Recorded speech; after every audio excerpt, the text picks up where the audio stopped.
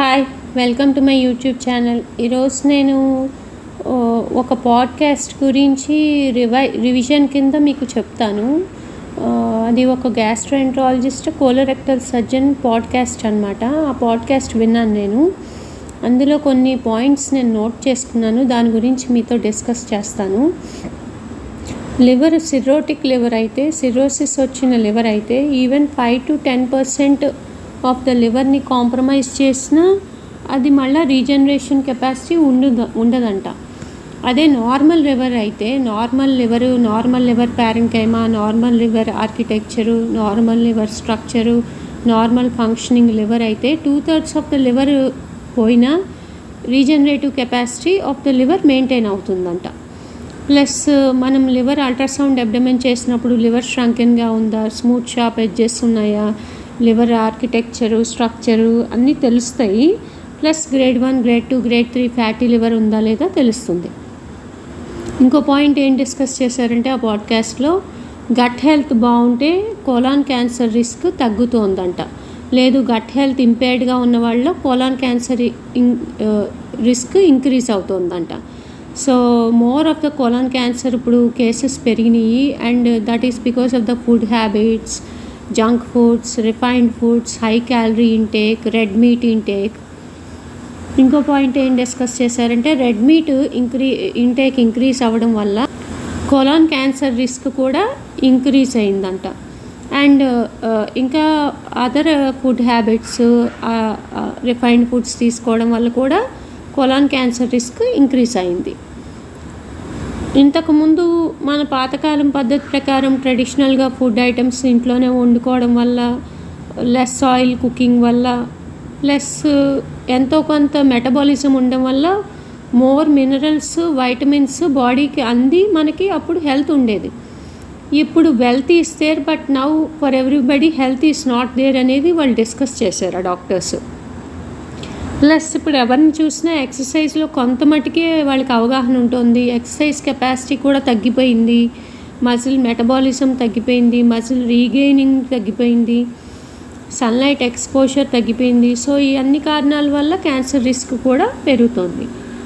వాళ్ళు యూఎస్లో రెగ్యులర్గా కొలనోస్కోపీస్ చేస్తారంట. అలాగే 50 years ఈ ఏజ్ వచ్చినప్పుడు స్క్రీనింగ్ కొలనోస్కోపీ అని చేశారంట ఒక ఓల్డ్ జెంటిల్మెన్ మీద, ఓ 50-year-old జెంటిల్మెన్ మీద.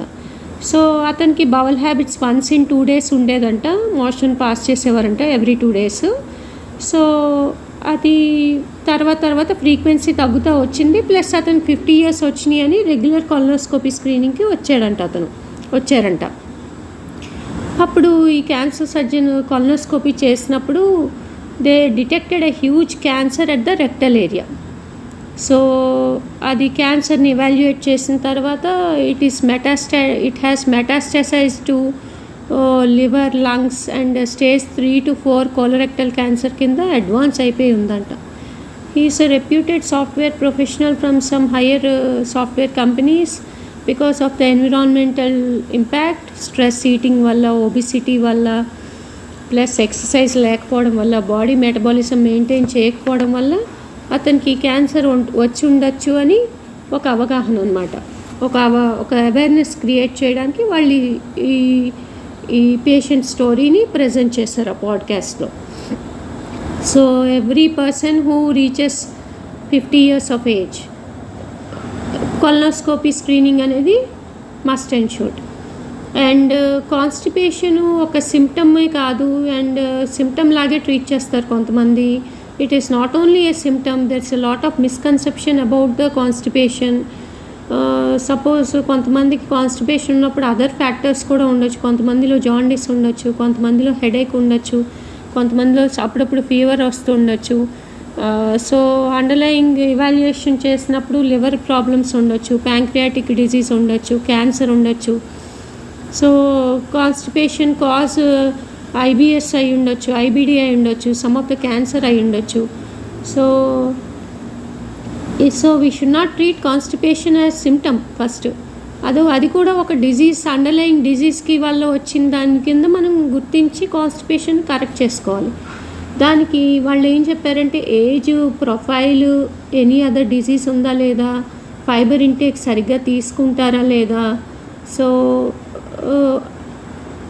ఒకవేళ వాళ్ళు ఏమన్నా మిస్ అవుతున్నారా కాన్స్టిపేషన్ని డీల్ చేసేటప్పుడు, ఎందుకు ఎర్లీగా ట్రీట్ చేస్తే so later in the age the person will not develop cancer simply due to constipation. So ఎర్లీగా డిటెక్ట్ చేయడం వల్ల ఎర్లీ స్టేజెస్ ఆఫ్ క్యాన్సర్ని హీల్ చేయొచ్చు. Late stages, advanced stages of క్యాన్సర్ని హీల్ చేయలేం. ఇంకా అది ఎండ్ ఆఫ్ లైఫ్ కేర్కి వెళ్ళిపోతారు వాళ్ళు. మార్టాలిటీ రిస్క్ ఎక్కువ ఉంటుంది, లాంగ్విటీ ఉండదు అలాంటి కేసెస్లో. సో లైఫ్ని ప్రొలాంగ్ చేయలేం. సో కాన్స్టిపేషన్ని ఎర్లీగా డిటెక్ట్ చేయడం వల్ల cancer can be detected early if there is present in the body and patient can be saved అనేది వాళ్ళు పాడ్కాస్ట్లో డిస్కస్ చేశారు. ఇప్పుడు యంగ్ ఇండివిజువల్స్కి కూడా కొలాన్ క్యాన్సర్ రిస్క్ ఇంక్రీజ్ అయిందంట. అండ్ కాన్స్టిపేషను ఫస్ట్ క్యాన్సర్స్ని రూల్ అవుట్ చేయడానికే కాకుండా సపోజ్ కొంతమంది ఆల్టర్నేటివ్ మెడిసిన్స్ ట్రై చేస్తారు, హోమియోపతి అని, సిద్ధ అని. Other than allopathy they will try other alternative medicines for constipation. It is fair to all అని చెప్పారు, because somehow it benefits the science. అంటే మనకి యూజ్ అయితేనే కదా మనం యూటిలైజ్ చేసుకుంటాము ఆ ఆల్టర్నేటివ్ మెడిసిన్ని. కానీ అది యూటిలైజ్ చేసుకునేటప్పుడు ఆల్టర్నేటివ్ మెడిసిన్ని we should be clear that is no medical disease, either cancer or IBS or IBD or pancreatic problem or liver problem or some other illness, medical illness లేదు అని తేల్చుకున్నాకనే మనం alternative థెరపీకి వెళ్ళాలి. Suppose any obstructive reason ఉండొచ్చు, లేదా pre cancerous lesions ఉండొచ్చు. మనంతటి మనం home based treatment for constipation, regular constipation చేసుకోకూడదు. Once in a month constipation లేకపోతే twice in a month constipation అది మనం తీసుకునే ఫైబర్ ఇంటేక్ తగ్గిపోవడం వల్ల రావచ్చు. కానీ రెగ్యులర్గా కాన్స్టిపేట్ అవుతున్నారు, మోషన్ పాస్ అవ్వడం, స్టూల్ బల్కీగా లేదు, స్టూల్ హార్డ్గా ఉంది, మోషన్ రెగ్యులర్గా లేదు, బవల్ హ్యాబిట్స్ అనేవి ఉంటే కనుక we have to evaluate with the help of a surgeon or physician or gastroenterologist, either medical or surgical gastroenterologist. So exercise సరిగ్గా ఉంటే క్యాన్సర్ రిస్క్ తగ్గుద్దని డిస్కస్ చేశారు వాళ్ళు. ప్లస్ ఫుడ్ని ప్లేట్ చేసుకునేటప్పుడు లెస్ కార్బ్స్, అది కూడా సింపుల్ కార్బ్స్ లెస్ అమౌంట్. ఒకవేళ complex carbs మనం ఎంత తీసుకుంటున్నామో అది పోర్షన్ కంట్రోల్ చేసుకుంటూ, సరిగ్గా నిద్రపోతూ, లైఫ్ స్టైల్ మేనేజ్మెంట్ చేసుకుంటే క్యాన్సర్ని ప్రివెంట్ చేయొచ్చు. అండ్ ఇప్పుడు ఇట్స్ అన్ అర్బన్ డిజీజ్ అని డిస్కస్ చేశారు. అంటే అర్బన్ పాపులేషన్లో చాలా అవైలబుల్ టెక్నాలజీస్ ఉన్నాయి క్యాన్సర్ని ఎర్లీగా డిటెక్ట్ చేయడానికి. అండ్ యంగ్ పీపుల్లో క్యాన్సర్ రిస్క్ ఎందుకు వస్తుంది అంటే స్ట్రెస్ ఎక్కువైపోవడం వల్ల, సర్కేడియన్ రిథమ్ సరిగ్గా ఫాలో అవ్వకపోవడం వల్ల. సర్కేడియన్ రిథమ్ అంటే ఏం లేదు, సన్లైట్ ఎంతసేపు ఉందో అంతసేపు తింటారు, ఎప్పుడైతే సన్సెట్ అయిందో వాళ్ళు తినడం మానేస్తారు. సో అలాగని more than 12 hours eating is not good కదా, but 8 hours or 10 hours window period పెట్టుకుంటారు ఫుడ్ ఈటింగ్కి, ఆ టైంలోనే తింటారు. ఇంకా మిడ్ నైట్ స్నాకింగ్ కానీ, మిడ్ నైట్ క్రేవింగ్స్ కానీ, మిడ్ నైట్ పార్టీస్కి కానీ వాళ్ళు అటెండ్ అవ్వరు ఆ people. And coffee tea intake కూడా ఎక్కువైపోయింది, సెడెంటరీ లైఫ్ స్టైల్ ఎక్కువైపోయింది. సో చిన్న టిప్స్ చెప్పారు, గేమ్స్ ఆడుతూ ఉండాలంట, రిలాక్సేషన్ ఉండాలి, మధ్య మధ్యలో సెడెంటరీ లైఫ్ స్టైల్ని అవాయిడ్ చేయాలి, చిట్ చాట్ చేస్తూ ఉండాలి వాళ్ళతో వీళ్ళతో, మన మూడ్ చేంజెస్ లేకుండా, మూడ్ బిహేవియర్స్ లేకుండా 7 to 8 hours స్లీప్ ఉండేటట్టు ఉండాలి. అండ్ ఏదైనా ప్రెషర్స్ అండ్ పుల్స్ ఉన్నాయో చూసుకోవాలి, వాటి వల్ల మనకి స్ట్రెస్ మేనేజ్మెంట్ అవుతుందా లేదా చూసుకోవాలి. Then we can prevent cancers in the young also. ఇంకో పాయింట్ ఏం చెప్పారంటే మన స్వాలోయింగ్ ఎలా ఉంది, మన డైజెషన్ ప్రాసెస్ ఎలా ఉంది, గట్ బ్రెయిన్ యాక్సెస్ ఎలా ఉంది, మన మైండ్ అండ్ బాడీ సింక్రోనీలో ఉన్నాయా లేదా, ఇవన్నీ చూసుకోమన్నారు కాన్స్టిపేషన్ని ప్రివెంట్ చేయడానికి. అనదర్ ఇంపార్టెంట్ పాయింట్ ఏం డిస్కస్ చేశారంటే పెల్విక్ ఫ్లోర్ రిలాక్సేషన్ ఉందా లేదా. Pelvic floor muscles which are at the base of our body, ఆ పెల్విక్ ఏరియా అనేది సరిగ్గా ఉంటే మనకి కాన్స్టిపేషన్ ఉండదు. డైలీ బవల్ మూమెంట్ సరిగ్గా ఉందా లేదా. So intestines should contract and pelvic floor muscles should relax to is constipation. దానికి మనం ఎన్విరాన్మెంటల్ యాక్టివిటీస్ పెంచుకోవాలి, day to day activities should be perfect. So food stress లేకుండా చూసుకోవాలి, నైట్ షిఫ్ట్స్ చేసేవాళ్ళు స్లీప్ షెడ్యూల్ సరిగ్గా చూసుకోవాలి, ఫైబర్ ఇంటేక్ సరిగ్గా ఉందా లేదా చూసుకోవాలి. అండ్ ఫ్యూ వెబ్సైట్స్ ఏంటంటే డైజెస్టివ్ కోషెంట్ని మనకి మెజర్ చేసి చూపిస్తున్నాయంట. అవి గూగుల్లో కూడా ఉన్నాయంట. డైజెస్టివ్ కోషెంట్ అంటే మనం తీసుకునే ఫుడ్ మనకి ఎంతవరకు డైజెషన్ అవుతుంది, మనం ఎంతవరకు ఫైబర్ ఇంటేక్ సప్లిమెంట్ చేసుకోవాలి. గ్యాస్ట్రోఎంట్రాలజీ గైడ్లైన్స్ ప్రకారం for women 25 grams of fibre per day and for men 40 to 50 grams per day fibre intake ఉండాలి, both soluble and insoluble fibre. So most of the డాక్టర్స్కే fibre intake సరిగ్గా లేదంట. ఇంకా normal పీపుల్కి ఏముంటుంది? So fibre ఇంటేక్కి వాళ్ళు చిన్న టిప్ చెప్పారు. Morning 1 bowl of fruits, evening at 7 PM or 8 PM when you finish up your dinner, take slices of few fruits which are have high fiber and low glycemic index. And afternoon lunchలో fruits avoid చేయమన్నారు. Mostly poriyal కానీ, సాంబార్ కానీ, కుట్టు కానీ, అంటే తమిళ్స్ అనమాట వాళ్ళు. So they discussed in Tamil. అంటే మనకి sorted vegetables, high fibre vegetables, high fibre ఫుడ్స్ని లంచ్లో ఇంక్లూడ్ చేసుకోమన్నారు. అండ్ దానివల్ల డైజెషన్ స్మూత్గా హ్యాపీగా అవుతుంది అని చెప్పారు. మిడ్ నైట్ బిర్యానీ అవాయిడ్ చేయమన్నారు. గట్ హెల్త్ చేసుకోమన్నారు. గట్ హెల్త్ ప్రోగ్రామ్ చేసుకోమన్నారు ఎవ్రీ 15 days. అండ్ మీ పెల్విక్ ఫ్లోర్ మజిల్స్ సరిగ్గా ఉన్నాయా లేదా, మీ రెక్టము పెల్విక్ ఫ్లోర్ మజిల్స్ హార్మోనీలో ఉన్నాయా లేదా, దానికి ఏం చేయాలి? దానికి కొన్ని ట్రైనింగ్ ఎక్సర్సైజెస్ కూడా చెప్పారు, అవి నేను తర్వాత డిస్కస్ చేస్తాను. అండ్ ఫైబర్ ఇంటేక్ని ఇంక్రీజ్ చేయడానికి మల్టీగ్రెయిన్ ఆటా కానీ, హోల్ వీట్ ఆటా కానీ హెల్ప్ అవుతుందంట. ఎందుకంటే 2 to 3 చపాతీస్ తిన్నప్పుడు అందులో at least 10 grams of fibre intake ఉంటుంది. ప్లస్ మిల్లెట్ ఆటా కానీ, మల్టీగ్రెయిన్ ఆటా కానీ, it's healthy, it's a complex carbohydrate. It will have all the husk and it is a whole wheat, it's a complex carbohydrate. So gluten intolerance ఉంటే తప్ప you need not avoid wheat.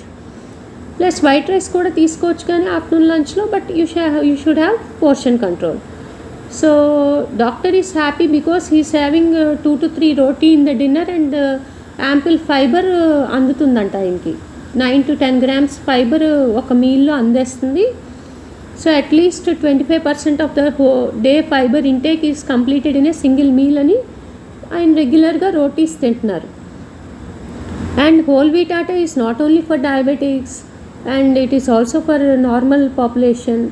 So అలా కూడా ఇంకా including vegetables కూడా మీరు ఫైబర్ని ఇంటేక్ని increase చేసుకోవచ్చు, లేదా ప్రోబయోటిక్స్ని ఇంక్రీజ్ చేసుకోవచ్చు. You can eat curd rice. So other meal మీరు వైట్ రైస్ తీసుకున్న మీల్ కాకుండా ఇంకో మీల్ని మల్టీగ్రెయిన్ ఆటాతో మీరు సపోర్ట్ చేసుకోవచ్చు. అండ్ అడిషనల్ ఎఫర్ట్స్ ఎలాగంటే డైజెస్టివ్ కోషెంట్ మెజర్ చేసుకోవడం, ఫైబర్ని యాడ్ చేసుకోవడం, సైలియం హస్క్ ఉన్న హోల్ వీట్ ఆటా తీసుకోవడం, లేదా ఒక్కోసారి dried powdered fibre, soluble fibre, insoluble fibre ఎంత ఉందో చూసుకుని తీసుకోవడం. అలా చేయడం వల్ల ఇంటెస్టైన్స్లో కాంట్రాక్షన్స్ పెరుగుతాయి, పల్కినెస్ ఆఫ్ ద స్టూల్ పెరుగుద్ది, అండ్ డిస్ఎనర్జీ, డెఫికేషన్ అనేది చాలా మటుకి తగ్గుద్ది. అండ్ ఈ కాన్స్టిపేషన్ ఉండకుండా ఉండాలంటే పెల్విక్ ఫ్లోర్ మసిల్స్ రిలాక్సేషన్గా ఉండాలి, or else sometimes they have to contract in case they have other diseases. Suppose obstructive defecation ఉంది, అది compulsory either surgeon or a gastroenterologist should rule out the cause. So sometimes ఎంత fibre తీసుకున్నా వాళ్ళకి constipation correct అవ్వట్లేదు, dyssynergia ఉంది డెఫికేషన్లో, and cancer rule out చేసుకున్నారు colonoscopy చేసి. దెన్ కొన్ని ప్రెషర్ మానిటరింగ్స్ ఉంటాయి అన్నమాట, యానోరెక్టల్ మానోమెట్రీ అని, ప్రెషర్ స్టడీస్ అని, some transducers and catheters use చేసి రెక్టమ్ ప్రెషర్ని స్టడీ చేస్తారు. అండ్ మజిల్ స్ట్రెంగ్త్ని స్టడీ చేస్తారు. రెక్టమ్ అండ్ పెల్విక్ ఫ్లోర్ మజిల్స్ని ఎంతవరకు స్ట్రెంగ్త్ ఉంది, ఎంతవరకు ప్రెషర్ ఉందనేది మెజర్ చేస్తారు. యానోరెక్టల్ మానోమెట్రీ వల్ల స్లో ట్రాన్సిటా, డిస్ఎనర్జియా ఉందా అనేది మనకి తెలుస్తుంది. సపోజ్ సరిగ్గా వాటర్ తీసుకోవట్లేదు, సరిగ్గా ఫైబర్ తీసుకోవట్లేదు, హార్మోనీ బిట్వీన్ మజిల్స్ బాగాలేదు, లాక్సేటివ్ ఇవ్వడం వల్ల సిమ్టమ్స్ వర్సన్ అవుతాయి అంటే కానీ దానివల్ల ఏమీ ప్రాబ్లం ఇంప్రూవ్ అవ్వదు. Problem of constipation will not improve. Plus muscles సరిగ్గా పనిచేయకపోవడం వల్ల muscles only have to push more, and దీన్నే ఈ మజిల్స్ని ట్రైన్ చేయడాన్నే బయోఫీడ్బ్యాక్ ట్రైనింగ్ అంటారంట. అంటే ఆడియన్స్ని ఎడ్యుకేట్ చేస్తున్నారు. కొన్ని groups of communities they are educating the audience regarding pelvic floor muscle exercises. అంటే మజిల్స్ కాంట్రాక్ట్ అవ్వాలా, రిలాక్సేషన్ అవ్వాలా అనేది యానోరెక్టల్ మానోమెట్రీ చేసి ఒక ఫిజియోథెరపిస్ట్కి చెప్తున్నారు. ఒకవేళ మీ పెల్విక్ ఫ్లోర్ మజిల్స్ సరిగ్గా రిలాక్స్ అవ్వట్లేదు, it is a type of digital treatment అనమాట. మనకు ఒక ఆడియో డిస్ప్లేస్ చేస్తారు, పెల్విక్ ఫ్లోర్ రిలాక్సేషన్ ఎక్సర్సైజెస్ నేర్పిస్తారు. సమ్ సెషన్స్ ఉంటాయి, 8 to 10 సెషన్స్. ట్రాన్స్డ్యూసర్స్ యూస్ చేస్తారు అండ్ యానోరెక్టల్ మానోమెట్రీ చేస్తారు, ప్రెషర్ మానిటరింగ్ చేస్తారు. చేసిన తర్వాత పెల్విక్ ఫ్లోర్ని స్టిమ్యులేట్ చేస్తారు, సమ్ విజువల్ థింగ్స్ చూపిస్తారు. They train our pelvic floor muscles for to is the constipation. Suppose 10 sessions పట్టొచ్చు, లేదా సింపుల్గా 4-5 సెషన్స్లోనే మనం కాన్స్టిపేషన్ని ఈజ్ చేసుకోవచ్చు. కానీ రెగ్యులర్గా మనం ఆ పెల్విక్ ఫ్లోర్ మజిల్స్ని ఎలా ఎక్సర్సైజ్ చేసుకోవాలో వాళ్ళు చూపిస్తారనమాట. This is called biofeedback training. ఒకవేళ ఇది కాన్స్టిపేషన్కి, ఒకవేళ ఫీకల్ ఇన్కాంటినెన్స్ ఉంది, those persons have to contract the pelvic floor muscles. ఎందుకు? యూరిన్ మోషన్ కంట్రోల్లో లేక ఎక్కడ పడితే అక్కడ మనం పాస్ చేసేస్తూ ఉంటాం. Then we should have bladder control, then we should have faecal ఇన్కాంటినెన్స్కి మోషన్ కంట్రోల్ ఉండాలన్నమాట మన చేతిలో. దానికి మనం పెల్విక్ ఫ్లోర్ మజిల్స్ కాంట్రాక్ట్ అయ్యేలా చేయాలి. దానికి కూడా వీళ్ళు విజువల్ ఆడియో ఇచ్చి మనకు అవి కూడా నేర్పిస్తారు. సపోజ్ కాన్స్టిపేషన్ ఉంది, కాన్స్టిపేషన్ ఉన్న వాళ్ళకి pelvic floor muscles should relax. So అవి రిలాక్స్ అవ్వడానికి కొన్ని బేసిక్ ఎక్సర్సైజెస్. ఇన్కాంటినెన్స్ ఉంది అంటే ఫీకల్ ఇన్కాంటినెన్స్ కానీ యూరిన్ ఇన్కాంటినెన్స్ కానీ ఉంది, పెల్విక్ ఫ్లోర్ మజిల్స్ ఎలా కాంట్రాక్ట్ అవ్వాలి, దే టీచ్ ద పేషెంట్స్ అనమాట. సో వీళ్ళు ఒక ట్రయల్ చేశారు, ఒక 1000 పేషెంట్స్ మీద అవి ట్రై చేశారు. అందులో 70 to 80% of the patients people are happy with their constipation, to reset their constipation and to reset their incontinence. And within 2 months they have found good results. ఇవి just training sessions, digital అనమాట. అంటే డిజిటల్గా చూపిస్తారు how to do. And మనం అవి నేర్చుకుని couple of months practice చేసుకోవడం వల్ల మన అబ్డామినల్ మజిల్స్ స్ట్రెంథన్ అవుతాయి, పెల్విక్ ఫ్లోర్ మజిల్స్ స్ట్రెంథన్ అవుతాయి. ఎప్పుడు కాంట్రాక్ట్ అవ్వాలో అప్పుడు కాంట్రాక్ట్ అవుతాయి, ఎప్పుడు రిలాక్స్ అవ్వాలో అప్పుడు రిలాక్స్ అవుద్ది.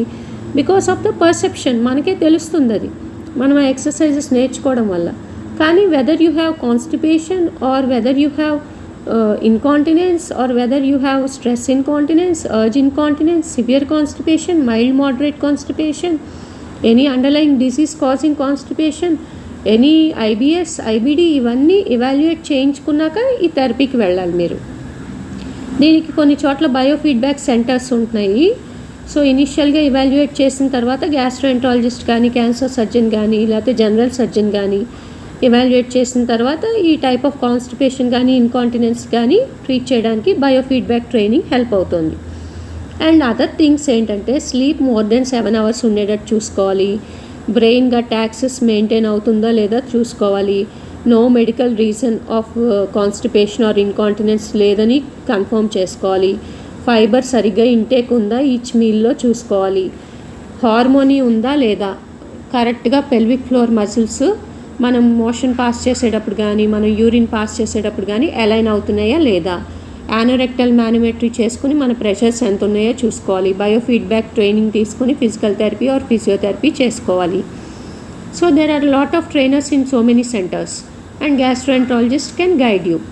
ఫైనల్ కంక్లూషన్ ఏమి ఇచ్చారంటే ఆ డాక్టర్స్ ఇద్దరు, you should eat well, you should eat healthy, you should see that you have adequate fiber intake, you should sleep well, gut health is very very primary for our well-being, you should eat probiotics in each meal of the day, food సరిగ్గా ఇంట్లోనే prepare చేసుకుని తినాలి, gut harmony ఉండాలి.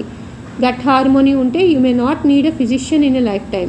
Gut brain axis regulate అయితే మీకు sleep regulate అయిపోతుంది, hormonal imbalance regulate అయిపోతుంది, మీ బ్లడ్ షుగర్స్ రెగ్యులేట్ అవుతాయి, మీ బవల్ హ్యాబిట్స్ రెగ్యులేట్ అవుతాయి, మీ ఫిజికల్ యాక్టివిటీ రెగ్యులేట్ అవుతుంది, మీకు మోటివేషన్ వస్తుంది, ఎనర్జీ వస్తుంది, వైటమిన్ డెఫిషియన్సీస్ ఉండవు, మినరల్ డెఫిషియన్సీస్ ఉండవు, ప్రోటీన్ ఇంబ్యాలెన్స్ ఉండదు.